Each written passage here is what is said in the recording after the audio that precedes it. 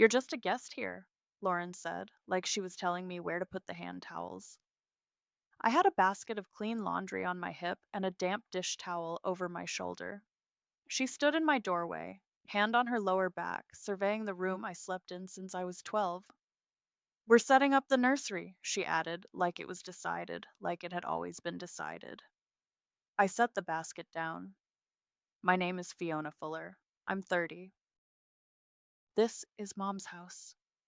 I said it steady because if I didn't, it was going to wobble. I sleep in that room. Lauren is 27 and 6 months pregnant. She and Braden, who's 29, moved in for a month, 4 months ago, when their lease ended, and their next place fell through. They brought a mattress, 5 plastic bins, and a promise to help with groceries. The mattress is still in Mom's den. The promise vanished the same week the bins did into my closet. It just makes sense, Lauren said. She walked in without asking and pointed to my dresser. Crib there, changing table here. We'll keep your stuff in the hall linen. You're hardly home anyway. I'm home every day, Lauren. After work, she said, rolling her eyes. Braden works nights sometimes. The baby's going to need quiet. Braden stepped into the hall then, hoodie up, eyes glued to his phone. He's got a loud voice that fills a room even when he pretends he's talking under it. It's not complicated, Fee, he said. It's a baby. Family makes room. I've been making room, I said, and I kept my voice low because Mom's afternoon soaps were playing in the living room and I could hear her coughing. For 4 months. I'm not a guest. I cover 600 a month to the bank, about 320 to electric, 68 for internet, and I buy the groceries and Mom's prescriptions. I'm not a guest in my own house. Mom is 62. She keeps lists on the fridge: milk, ibuprofen, her blood pressure pills, because it makes her feel in control. The mortgage is in her name. The autopays are in mine. She worked 32 years at a bakery and has a knee that screams on rainy days. On the days it's quiet, she watches game shows and tells me the answers before the contestants do. She hates arguments so much she'll apologize for the weather if she thinks it will help. I'm not saying you don't help, Lauren said, palms up, peace offering pose. You know I'm grateful. I just.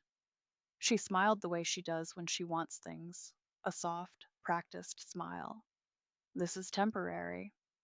Like the first month was temporary. Obviously longer than we thought, Braden said. Things happen. My cousin had a line on a duplex and then the seller got weird. We're figuring it out. I stared at my bed.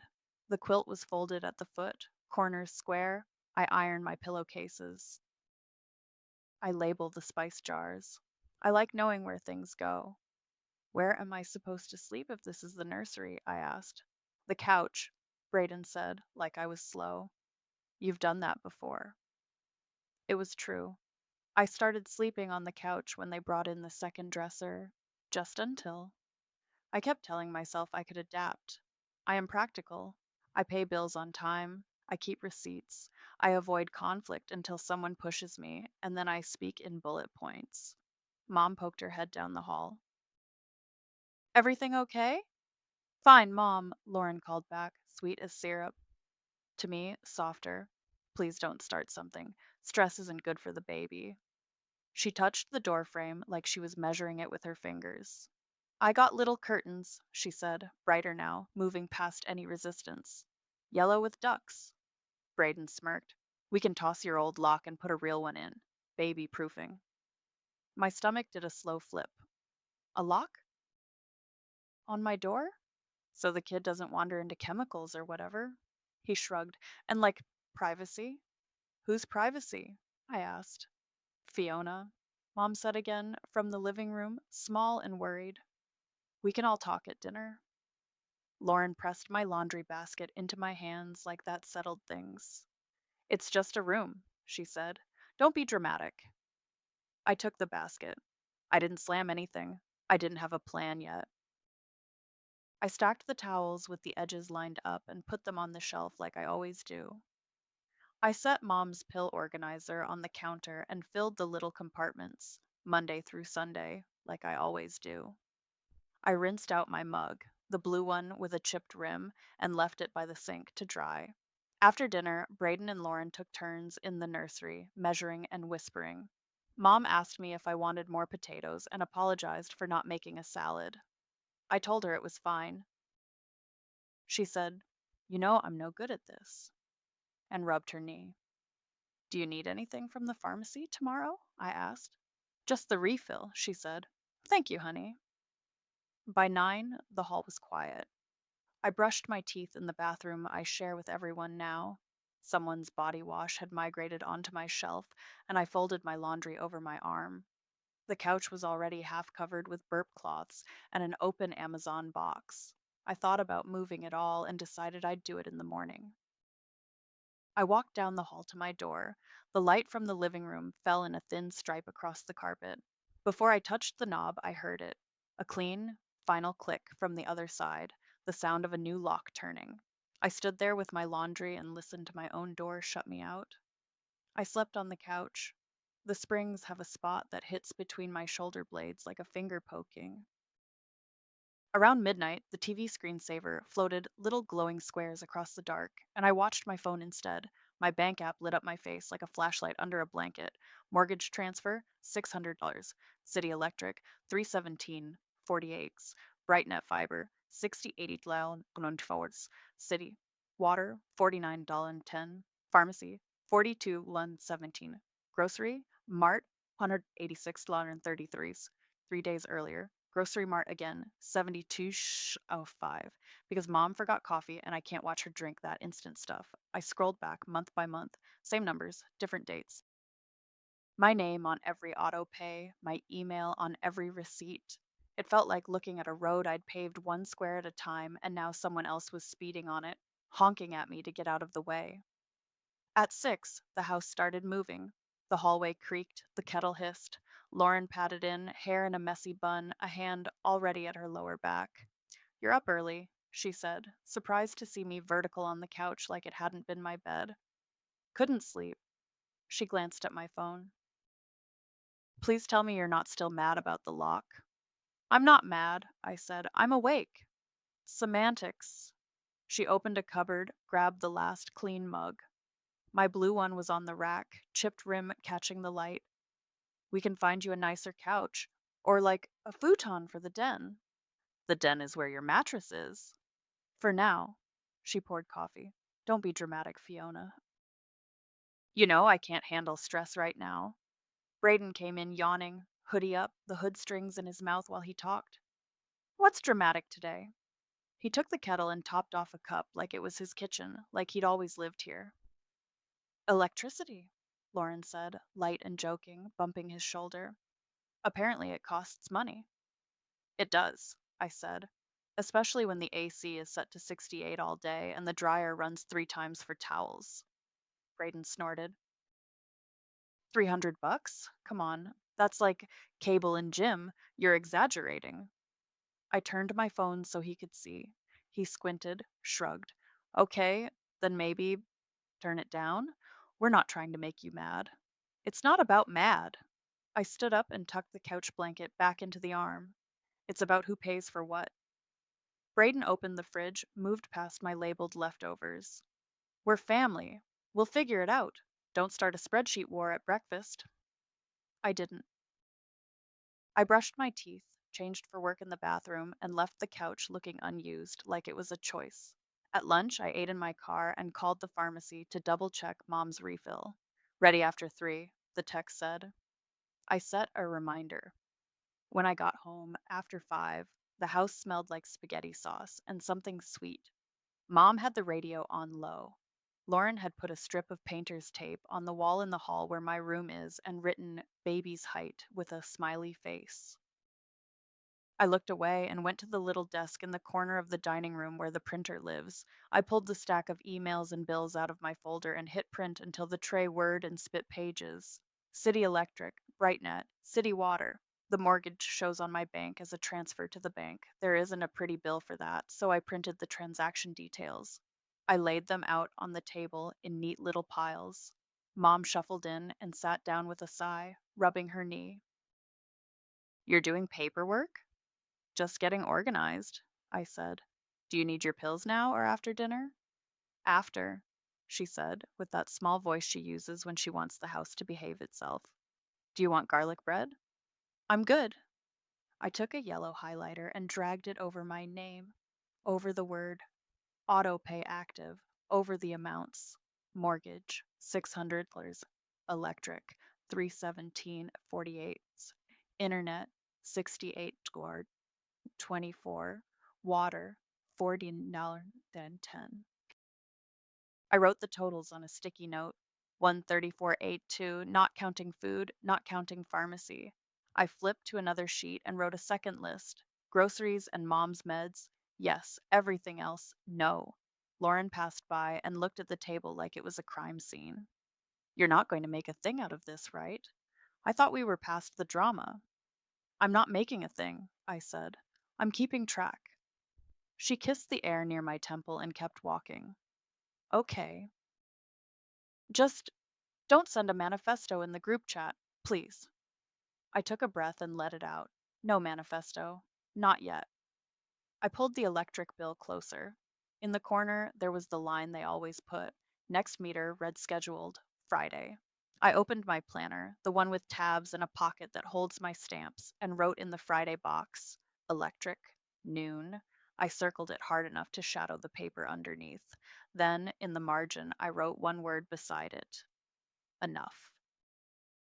Tuesday morning, I sat at the dining table with my planner open and my phone in my hand. The house was quiet except for the hum of the fridge. I typed into the family group chat we use for what do we need from the store and who's home for dinner. Put power, water, and internet in your names by Thursday, or services. Stop Friday. I'll keep handling mom's groceries and meds only. I read it twice. No extra sentences. I hit send. 3 dots popped up, then disappeared. Mom's little photo showed she was typing, then nothing. Lauren sent a heart to the word baby in a separate thread at the same second, like she was busy being somewhere else. I put the phone face down on the bills. I slid the printed stack from last night into a clear folder electric, internet, water, my bank transfer to the mortgage, receipts for mom's pharmacy, and the last 2 grocery runs. I added a sticky note with the total for utilities and another that said groceries plus meds, me. Everything else, not me. I put the folder in my tote and then I stood up and went to the hall. The linen closet has one of those little push button locks. I moved my passport, the file with mom's insurance information, my birth certificate, and the small cash envelope I keep tucked in a cookbook into the top shelf and shut the door. Click. I pocketed the tiny flat key that lives on the doorframe ledge. Not against anyone, I told myself, just against things walking away. By 8:40, I was at my desk. I work in a mid-size office that sells online ads to local businesses, dentists, dog groomers, the bakery down the street where mom used to work. Gabriella dropped into the chair next to me and raised an eyebrow at the folder labeled house. You finally printed the receipts, she said. I finally sent the text, I said. I held the phone up so she could read it. She did, slow, then squeezed my shoulder. Clear as kind, she said. It's better than simmering forever. Then, you okay? I'll be okay, I said, and I meant it in the way you mean tomorrow when you look at a weather report that says rain all week. Between calls, I opened City Electric's website. I logged in, clicked Manage Services, and picked Schedule Final Read. Friday, noon, because that's when their notice said they'd be by anyway. A prompt asked for a forwarding address for the last bill. I put mine. I unchecked autopay. It asked me to confirm twice. I did. BrightNet's portal was trickier. I hit chat with us and typed what I wanted. Please cancel service effective Friday at noon. Account holder, me, move out. The rep asked for the account number, my last four, and the security word, mint. He wrote back, we can schedule for 12 p.m. Friday. There will be a $0 early termination fee because your contract is month to month. Please return equipment within 10 days. I said I'd drop the modem at their store on Saturday. I turned off autopay there too. City Water still does a lot by phone. I called on my break, pressed 2 for residential, then 4 to schedule a final read. The woman on the line sounded tired in the nice way. Friday between 10 and 2, she said. We'll leave a door hanger with the read. Is there a new account holder or should we close the account after? If a new account isn't set up by end of day Thursday, close it after the read, I said. The property owner is my mom. Okay, dear. We'll note that. You'll get the final invoice by mail. Thank you, I said. I put my head in my hands for a second and then looked up when Gabriella tapped the edge of my desk.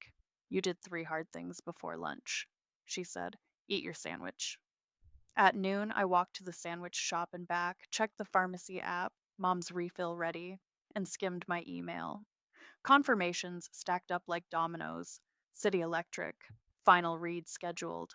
BrightNet, service termination scheduled. Auto pay off. City, water, final read scheduled. At 2, my phone buzzed with a text from Lauren. Is this serious? We have a baby coming. Then from mom, honey, can we talk tonight? I don't want anyone upset.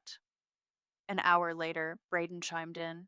You wouldn't actually do this to family, right? I stared at that one longer. I thought about last night's click, the new lock on my door turning from the inside while I stood there with my laundry. I typed back, yes. Please put accounts in your names by Thursday. I'll keep buying mom's groceries and meds. We can talk about chores and boundaries with everyone present. I added, I'll be home after 5. We can do it then. No answer. At 4, Gabriella leaned over my cube wall. You going to want a buffer after work? Coffee? A walk? I have to pick up mom's prescription, I said, but maybe after. Text me, she said. I'm around. I drove to the pharmacy, waved at the tech who knows mom by name, paid for the refill, and added a bag of sugar free lemon drops because they make mom smile. When I got home, the house smelled like takeout. 2 burgers on the counter, a third box empty. Lauren and Braden were in the living room, feet up, a stroller ad on the TV. Mom stood at the sink, rinsing a bowl that didn't need rinsing. Hi, honey, she said. Your pills are on the counter. We can all sit down in a minute. Okay, I said. I set my tote next to the printer and slid the folder out. I didn't raise my voice. I didn't make speeches. I put the receipts on the table in a neat row and waited for everyone to come to the room where the bills live. My phone buzzed again in my pocket, that earlier line hanging there like a dare. You wouldn't actually do this to family, right? They didn't sit at the table when I laid out the bills. Lauren walked by with a paint deck from the hardware store and fanned it like cards. Braden plucked one, held it against the hall light. Nursery blue, he said, like it was a punchline. We're not doing a tribunal, he added, glancing at my neat rows. We heard your text. Then hear the rest, I said. Thursday is the deadline. Lauren kissed the air near my cheek again. We're working on it, she said. Don't be rigid. After dinner, they taped off the doorway to the nursery, my room, and brushed on squares of color. A soft blue, a brighter one, something that looked like fog. The smell of paint hit the hall and clung there. When Braden peeled a strip of tape, his fingers left little smudges on the wall opposite, the one above the baseboard I paid to have patched last winter after the old doorknob gouged it, blue fingerprints on clean white. Careful, I said, because I couldn't not say it. It's just paint, he said, laughing. We'll wipe it. They didn't. I wiped it later with a damp cloth and watched the blue swirl into a lighter smear. Wednesday morning, I showered and reached for my shampoo. The space where my bottle usually sits was empty. A huge bottle of Ocean Breeze body wash leaned against the wall, flip cap gummy. I wrapped a towel around myself and cracked the bathroom door. Has anyone seen my shampoo? I called. Lauren's voice floated down the hall. Oh, I knocked it into the tub last night, and it was almost gone, so I just tossed it. I'll get you a new one. It wasn't almost gone, I said to the air. I used the body wash and felt my hair squeak. In the kitchen, my blue mug wasn't on the rack. The other mugs were. I checked the sink, the dishwasher, the den where their mattress lives. Nothing. Have you seen my mug? I asked Mom, keeping it light. She dried her hands on a dish towel. I'll keep an eye out, she said. Things walk in a full house. Things shouldn't walk, I said, and then I let it go because she was already rubbing her knee and looking at the clock for her pills. On my way to work, I stopped at the drugstore and bought shampoo. A small bottle, travel size. It fit in my tote. At my desk, I pulled up the community center's website. I'd seen a flyer on their bulletin board by the sandwich shop. Mediation for neighbors and families, sliding scale. I clicked Request Mediation and filled in the boxes. Issue: Household boundaries and shared expenses. Participants: myself, my sister Lauren, her husband Braden, my mom. Availability: Saturday morning, early afternoon, preferred in person if possible. I hit submit. An auto reply landed in my inbox. Thank you for your request. A staff member will contact you. 15 minutes later, an email from Nancy O'Connor popped up. Calm tone, no exclamation points. She offered Saturday at 10:30 a.m., small conference room, first floor. She listed ground rules: speak one at a time, no interruptions, focus on specific requests. She invited me to bring documentation. I wrote back yes to all of it and attached a photo of my spreadsheet that was more for me than anyone else. She sent a calendar invite with the address and a link in case anyone wanted to join by video instead. Gabriella leaned on my cube wall. Face to face? Saturday at 10:30, I said. Good. Less yelling via text, more adults in chairs. She peered at me. You okay? I'm watching paint dry, I said. She laughed and I breathed a little. By lunchtime, the group chat was quiet. I dropped the appointment details in. Mediator scheduled, sat 10:30 a.m., community center, room 104, Zoom link if needed. Let's sort this face to face. I added, I'll bring receipts. Please bring your plan for utilities and chores. Delivered. No read receipts. I picked up Mom's prescription on the way home and found a new strip of painter's tape by the baseboard where the smudges had been. Someone had written trim with a question mark. In the sink, a blue ring stained a glass measuring cup like someone had rinsed brushes there. My mug still wasn't anywhere. Mom waved at me from the couch. Sorry for the mess, she said, like sorry for the hurricane. It's not the mess, I said, and set her pills on the table with a glass of water. Do you want lemon drops? She smiled at the bag. Maybe one. Lauren came in from the hall with a handful of paint chips. We're going to do the light blue, she said, and maybe a white crib. It'll be so sweet. She looked at the folder on the table and then away. I saw your message. Saturday isn't great for me. My back. You can come by video, I said. Or Braden can come and you can watch from home. Braden walked past with a bag of trash and gave me a look like I was a teacher assigning homework. We'll see, he said. It's a lot to ask. What I'm asking is that you be there to talk about the bills in the room, I said, and that you put utilities in your names by tomorrow. He tied the trash bag with a sharp pull. We're working on it. I put the modem return slip in my planner's Saturday pocket and circled Friday noon again for myself. After dinner, I cleared the table, wiped the counter, and set the invite printout with Nancy's name on top of the receipts where anyone could see it. I stood in the hall for a second, listening to the quiet click of the new lock every time their voices dipped and rose in my room. In the group chat, my last message sat there with its little gray delivered under it, waiting. No hearts, no thumbs, no read. I stared at it until the screen went black and put the phone face down on the folder. Friday, I watched the clock tick toward noon like it owed me something. I'd circled the box so hard in my planner that the paper was dented. Gabriella set a granola bar on my keyboard and mimed breathing. I smiled, took a bite, checked my inbox again. Confirmations sat there like polite little soldiers. At 12:04 p.m., my phone buzzed 3 times in a row. First, a text from Lauren. Wi-Fi just died. Did you forget to pay? Then Brightnet. Service termination completed. Please return equipment within 10 days. Then Mom calling. I picked up. Hi, Mom. Hi, honey. She sounded like she had one hand on her knee and one on the wall. The internet went out. I was watching my show. Do we need to do something? It's okay, I said. They'll need to put it in their names. I can help them call. Oh, she said, small. Okay. A second call came in while we were still on. City Water. I switched over. This is Fiona. Hi, Ms. Fuller, a woman said. I recognized her voice from Wednesday. We're at your property for the final read. Will there be a new account holder today, or should we close service after the read? Close after if no one sets up by end of day, I said. The property owner is Linda Fuller. We have her on file. She can call to reopen at any time, or someone else listed at the address. We'll leave the door hanger with the read. Thank you, I said. I appreciate it.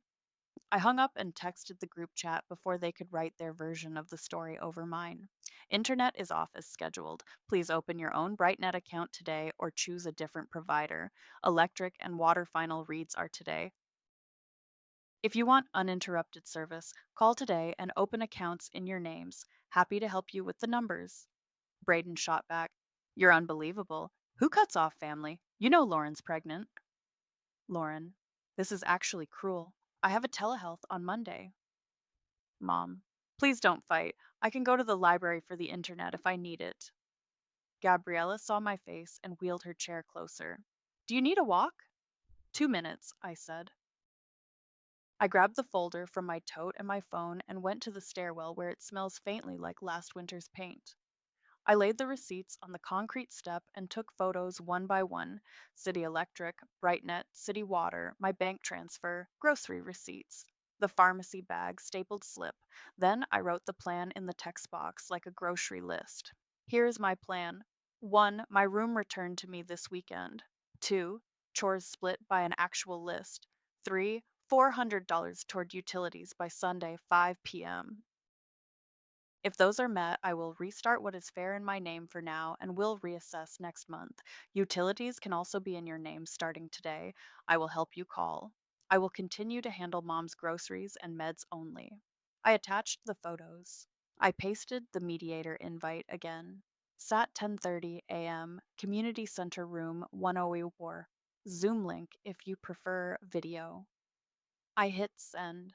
Braden responded in one of his long blocks. You're controlling. You always have to be in charge. You don't get to make ultimatums and ransom a baby's comfort. We'll pay when we can. Stop weaponizing bills. Lauren, I can't believe you're doing this when I'm this pregnant. You know stress is bad for me. Babies need stability. You could have waited until we moved. We told you that's happening. I typed back, I'm not discussing this by paragraph. Saturday is for discussion. Please come or join by video. Then, to mom separately, I'm picking up your lemon drops and a magazine. Anything else? She sent back a heart and no, sweetie. At 12:20, City Electric emailed, final read in process. Service will be disconnected upon completion unless a new account is established. I didn't forward it. I didn't need to pour gasoline. My phone wouldn't stop. Braden again. What if something happens to Lauren and she needs to call someone? You're putting us in danger. Lauren, a screenshot of a quote about compassion and family with a cursive font. Gabriella opened the stairwell door with her elbow and held out a paper cup. I brought you water. Also, I want to throw that phone into the sun. I set this up, I said, staring at the thread. I'm allowed to enforce it. You are, she said, and you wrote it down, which is my love language. Back at my desk, I answered a client email about ad impressions and a dentist's half-off whitening special. At 1:03, Mom texted, "The man from Electric is here. He says he needs someone to open a new account." I wrote back, "Tell him Lauren and Braden will call. It's quick. If they don't, the power will go off until Monday." 2 minutes later, Braden, "You can't just shut off the electricity before the weekend. That's insane." "I asked you to open accounts by Thursday," I wrote. "It's Friday." He didn't answer that. Lauren sent another paragraph about me choosing money over love. I read it once because I'm not a robot. Then I put my phone face down on the desk. Their feelings aren't invoices. Saturday morning, the house felt like a held breath. The internet light on the modem was a steady, accusing red. I unplugged it, coiled the cord, and put both in my tote with the folder of receipts. Mom sat at the table with her tea, worry tucked into her shoulders. I'm going to the community center, I said. The mediator's name is Nancy. 10:30. Mom nodded. I'll try to get them up. You don't have to. I sent the link if Lauren wants to do it from here. She touched the tote like it was heavy. I don't like this, she said, and then, softer, I know we need it. I'll bring lunch, I said and squeezed her hand. Lauren and Braden's door was closed. My door and the strip of painter's tape on the hall still said baby's height, with a smiley face. The community center smelled like floor cleaner and crayons. Nancy met me in the lobby with a clipboard and a steady presence. Short hair, sensible shoes, a tote with dividers. Fiona, I'm Nancy. Room 104 is down this hall. The room had a long table, four chairs on one side, one on the other, and a plate of cookies no one had touched yet. She set a glass pitcher of water next to them. I'm here to help structure a conversation, she said. If everyone doesn't come, we can still use the time. What's your goal today? To be clear, I said, so I don't keep repeating myself and hoping. We waited 5 minutes past the start time. Nancy checked her watch and glanced at the door. At 10:36, my phone rang. Mom. Hi, honey, she said. Lauren's not coming to be judged. Braden says you already made up your mind. Her voice caught on the last word. It's not about judging, I said. It's about bills and rooms and what's fair. There's a link if they want to join. I told them, she said. I'm sorry. It's okay, Mom. Drink your tea. I'll be back after. I set the phone face down. Nancy nodded toward it. Do you want to leave the link open, just in case? She slid her laptop closer and clicked it anyway. The waiting room circle spun and never changed. Let's talk about what you're asking for, she said. I laid the receipts out like I would at home. I've been paying 600 toward the mortgage every month and all the utilities, I said. Internet is already off. Electric and water final reads were yesterday. I asked them to open accounts in their names by Thursday. They didn't. I'm still covering groceries and mom's meds. That's not changing. And the room, Nancy prompted. My bedroom, I said. They put a lock on it and started calling it a nursery. I'm asking for my room back. Today or tomorrow? I'm asking for chores to be on a list and done by everyone, and I asked for 400 by Sunday at 5 toward utilities, which is less than half of what they use. If they do those, I'll restart what's fair for now while they get their own accounts set up. Or they can put everything in their names today and keep it there. Nancy wrote as I spoke, bullet points in neat handwriting. These are reasonable, concrete requests. I took a cookie because it felt rude not to. It tasted like store-bought sugar and a little cinnamon. I'm not trying to hurt anybody, I said. I just don't want to be pushed out of my own life. I hear that, Nancy said. When we're done, I suggest you send a short, clear summary of what you said here to the group, including the actions and deadlines. You've done well naming specifics. At 11:15, we wrapped. She printed the notes on the center's little printer and handed me a copy. If they want to schedule another session, I'm available, she said. You can share my email. Thank you, I said, for being calm. It's my job, she said, and smiled. On the way home, I swung by BrightNet's storefront with the modem and cord. The teenager behind the counter scanned the barcode and handed me a receipt. All good, he said. You'll get a confirmation email. At the house, the living room was dim with the curtains drawn. The AC hummed, so at some point someone had opened an electric account, or it hadn't been cut yet. I walked down the hall. The linen closet door had two new scuff marks near the knob, like someone had tried a screwdriver. The brass around the push button was scratched white. I ran my finger over it and felt my stomach go cold. I bent and checked the baseboard under it, another narrow gouge, the kind of mark you make when you pry. Mom was in her chair with the remote in her lap, not watching anything. I heard Lauren say she needed more storage, she said, eyes on the blank TV. I told her the closet's yours. Did she try to open it? I asked. I don't know, she said, which is what she says when she knows and doesn't want to tell on anyone. I took a photo of the scuffs for my own record, then put the phone away. I made Mom a sandwich. I sent a new message to the group chat. Mediation happened at 10:30. You didn't attend. Summary: I am keeping utilities off in my name. I will continue to handle Mom's groceries and meds. I am asking for my bedroom to be returned by Sunday. I am asking for chores to be split by list. I am asking for $400 by Sunday, 5 p.m. If you want to talk further, Nancy is available. The dots appeared, then stopped. Lauren sent a heart to a baby quote in another thread. Braden sent nothing. I called a locksmith. Interior door, rekey, or knob change, I told the dispatcher. One bedroom. Earliest is tomorrow morning, he said. 7 to 8 window. Is this your property? My mom's, I said. She'll be home. Okay, he said. Our tech will still ask for authorization. Service call is 95, plus hardware. That's fine. Sunday, 7:10 a.m., I wrote in my planner. The dispatcher paused. Are you the owner? He asked again, routine. I'm the one who's done the paying, I said, and then added, because life isn't a movie, and my mom will be here to sign. The locksmith's van rolled up at 7:08. He was in the hall by 7:10 with a tool bag and a clipboard. Mom met him at the door with her ID. He glanced at it, wrote her name on the work order, and nodded to me. Bedroom knob swap? He asked. Yes, I said. They put a keyed one in. I want a new one. He examined the door. Easy, he said. 15 minutes. Metal clicked against metal, a soft rattle as screws came out. He held up the shiny brass they'd installed and set it on a towel. Two more turns of the screwdriver, and the new knob sat in its place, keyed from the outside, privacy lock inside. He handed me two small keys in a clear envelope. Try it, he said. I turned the knob. It clicked open. My own air hit my face.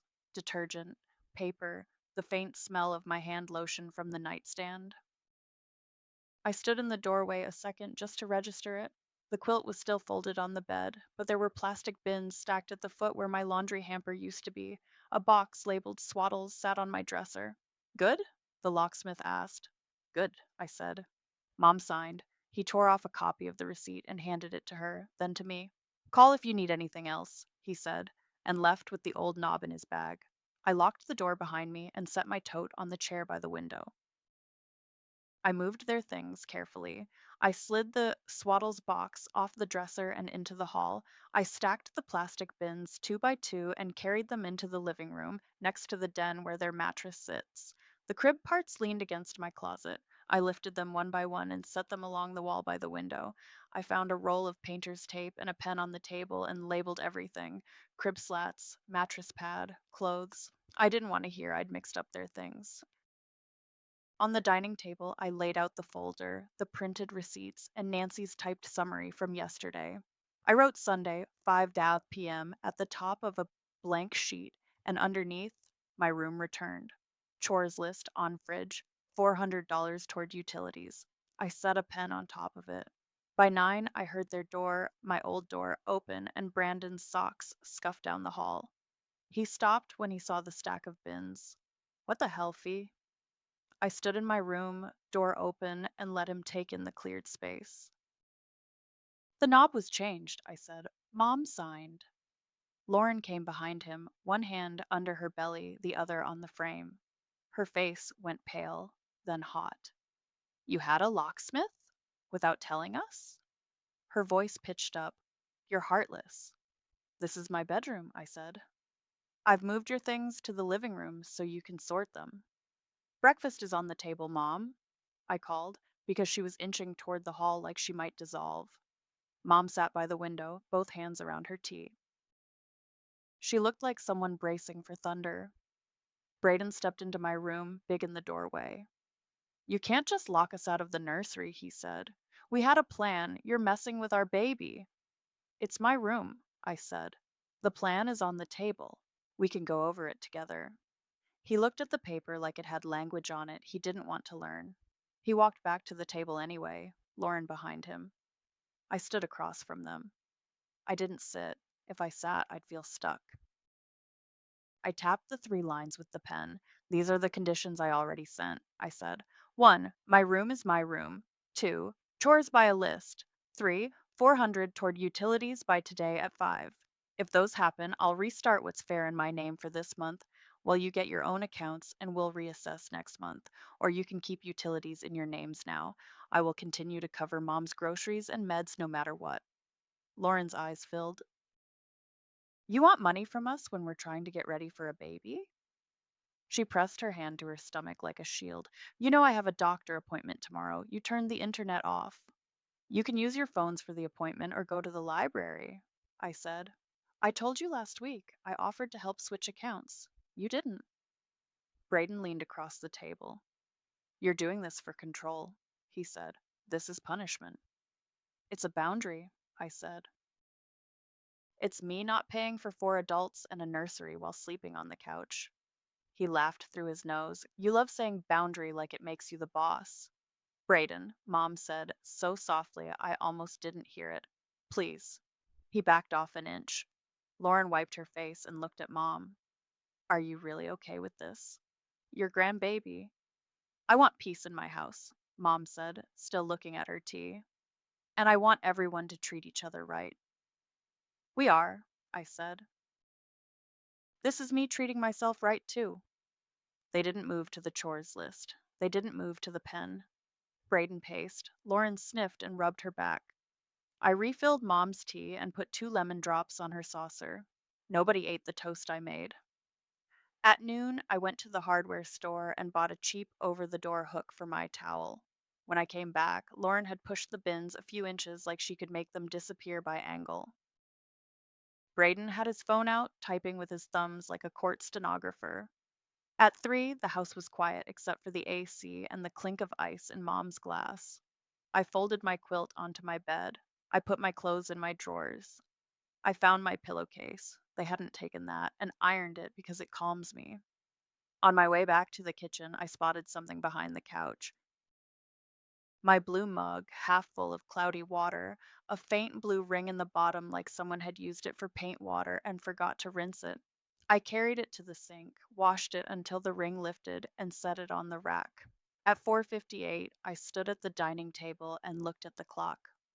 Lauren and Braden were in the living room, whispering. At 5:03, my phone buzzed. Braden. We'll be out in 2 weeks. I read it once. Okay, I typed back. Please keep common areas clear. My room stays mine. Utilities stay in your names. I will keep handling Mom's groceries and meds.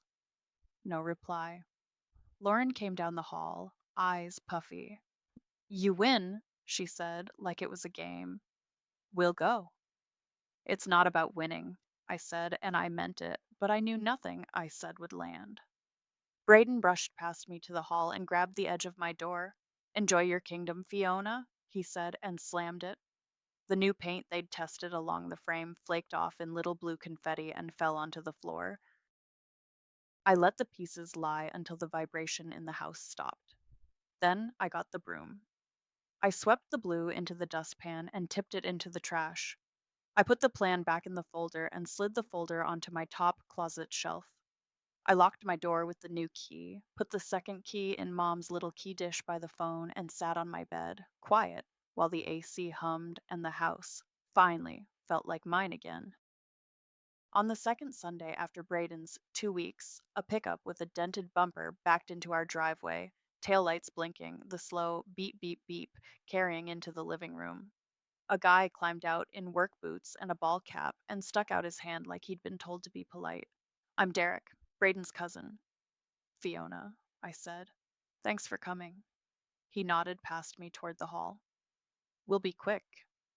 Lauren came out of the den, hair scraped up, face puffy from crying or not sleeping. Braden followed, jaw tight. They didn't look at the chores list on the fridge or the paper I'd left on the table. They went straight for the piles I'd labeled 2 weeks ago. Derek paused, read my scrawled tape. crib slats, clothes, diapers, and gave me a small nod like he appreciated a system. The crib parts went first. Derek and Braden carried them through the door sideways, knocking once into the frame where the test swatches were. A powder of blue fell to the floor. Lauren gathered her paint chips from the counter and slipped them into her tote like they were important documents. Be careful with the corner, Mom said from her chair, voice small. Derek pivoted without huffing and cleared it. I held the door. I didn't say anything about deadlines or bills. I didn't gloat. When they passed the linen closet, the little scuffs around the knob felt like old bruises. I kept my hand over the key in my pocket without meaning to. They loaded in loops, bins, the mattress from the den, the stroller still in its box. Outside, the truck bed began to look like a game of Tetris. Inside, the house got lighter one item at a time. Lauren stood by the hallway with a fleece blanket folded over her arm, staring at my door like it might say something to her. She glanced at Mom. "We'll come by," she said, soft and wrong. "For dinner or after the baby." Mom nodded, lips pressed together. "Call first," she said, and I loved her for it. Braden put the last bin at the edge of the truck and turned back to me like he had one more swing to take. "You could have handled this differently," he said. "Family doesn't do ultimatums." "Family doesn't put a lock on someone else's bedroom," I said. "Leave your house key with Mom, please." He reached into his hoodie pocket, set a key on the table with a clink that felt like an apology he'd never say. Lauren dug into her tote, found hers, added it beside his. Two keys, one tiny sound. Derek shut the tailgate. "You all set?" he asked them. He looked at me. "Thanks for the help with the doorway." "Drive safe," I said, because I meant it. They left with the same speed they'd arrived. The truck turned at the end of our street and disappeared behind the maple trees. The house didn't cheer. It exhaled. I stood in the doorway and listened to the quiet. No beeping, no pacing, no cartoon baby music from someone's phone. Just the AC and the slow tick of the kitchen clock. Mom leaned her head back and closed her eyes. I put a light blanket over her legs. She didn't wake up when I set her lemon drops on the table. She didn't even stir when a neighbor mowed 2 yards down. She slept.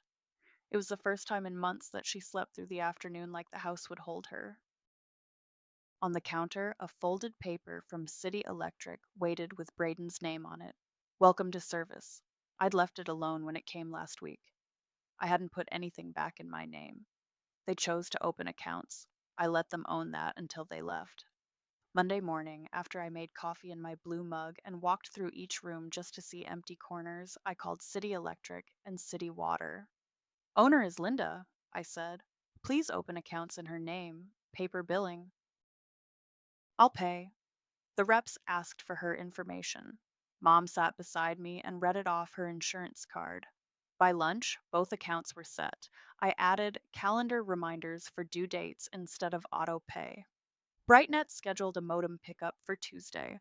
I picked a smaller plan. Gabriella texted a confetti emoji and, "How's the house?" I sent her a photo of sunlight on the dining table, the clean strip of wall where baby's height tape used to be.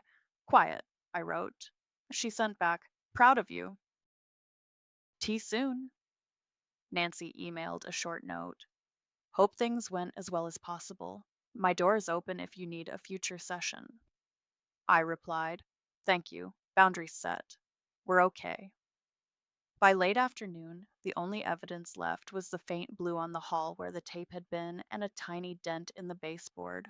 I wiped down the counters, dropped their spare paint chips into the trash, and moved Mom's pill organizer back to its spot. I wiped the last blue smear with a magic eraser until the white came through clean. At dinner, I put a simple list back on the fridge: trash nights, laundry, floors. 2 names now. I wrote mine next to the heavy ones. Mom added "water plants" in her neat printing and drew a little heart beside it. The group chat stayed quiet all evening. Around 8, a photo came through: a basement window at ground level, a strip of grass, the dark leg of a shelving unit. Under it, a quote in cursive: "Family is who shows up when the world is hard." No context, no hello. I didn't reply. Mom didn't either. I muted the thread for the night and poured hot water over a tea bag. I carried my mug down the hall and into my room, turned the new key because I could, and sat on my bed. The quilt lay smooth, the pillowcase was crisp, my own air again. I took the folder of receipts from the chair, flipped it open once to see the neat columns and Nancy's printed summary on top, and felt the knot that had lived under my ribs for months loosen. I stood, slid the folder onto the top shelf of my closet next to the shoebox with old birthday cards, and closed the door on it softly, like something finished.